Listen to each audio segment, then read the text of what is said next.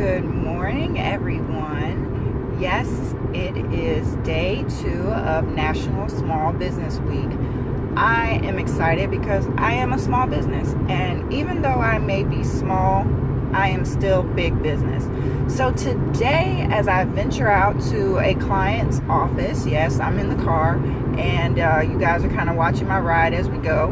Don't worry, it's all safe. Let's talk about planning. It is important and so crucial that you are planning in your business. And that is from the conception of the thought and the idea of just having that business and being an entrepreneur.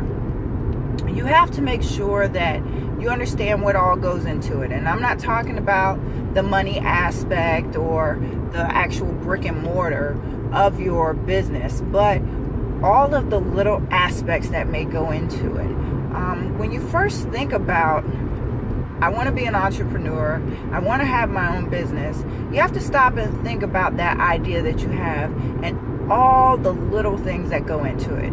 So, if you've had that idea, you're thinking about going into business, you're not quite sure exactly how to go about it, get a sheet of paper. That's right. Go get a sheet of paper. I'll wait. I have nothing but time. I'm traveling down the road. So go get that sheet of paper. And when you get it, I want you to write down every single thing you can think of that is going to be encompassed within that business. If you are thinking about a catering business, the food, the people, the seasonings, the flavorings, if you're going to do cakes, the icing, the frosting, the eggs, the bowls, the pans, everything that you can think of that's going to have to go into that business. Marketing, advertising, flyers, business cards, every single thing you can think of. Just write it down. It doesn't matter. It doesn't have to be in any order. It doesn't have to be perfect. Just write it all down and get it out of your head and get it on a piece of paper. See, it's important to get those things on paper. They're always a reference for you to go back to later. So, once you've got it all on that piece of paper and you think you have everything down, you may have a couple other things that may come up. Write those down too. It doesn't stop. It's always thinking. It's always a process that's going to be out there. So once you have it all written down, I want you to start grouping certain things together. So if there were things that you needed as far as like materials for your business idea, I want you to group all those together. Kind of circle them. If you need to get highlighters and highlight them in different colors so that you're grouping in different colors, then do that. However you need to group them so that you are able to see the different categories. And you may also have some things down also when it comes down to the actual structure of your business, obtaining your licenses, obtaining any type of permits that you may have to get. Group those things together. Your articles of organization, just for you to become a business or become a corporation, group those all together. Then once you have them all grouped together, I want you to start thinking of a plan and a time frame as to when you want to execute this. If you want to be in business by July 1st, then guess what? You write down July 1st as your be in business date. And if that's your date, you want to say, I want to be operating in business, not just have your paperwork filed with the state, with the IRS. You want to actually be operating within your business by July 1st. Then write that down. That's your goal. That's your goal within your time. Now that you've got all your groups and your clusters of things that are written down, I want you to start backing up from that day, from July 1st, and say, okay, how much time do I need to get these things done? How much time is it going to take for me to obtain some of these materials that I may have? And back it up from that date of July 1st. See, I want you to be able to look at your timeline and reverse it backwards. Go backwards and start putting out other dates along with that. I like to call it reverse engineer it.